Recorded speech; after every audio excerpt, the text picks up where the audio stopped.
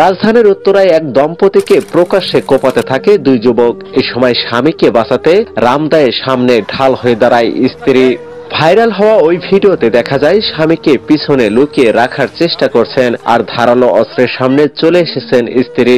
এ সময় স্বামীকে বাঁচাতে হাত জোর করে আকুতি জানাচ্ছেন তিনি।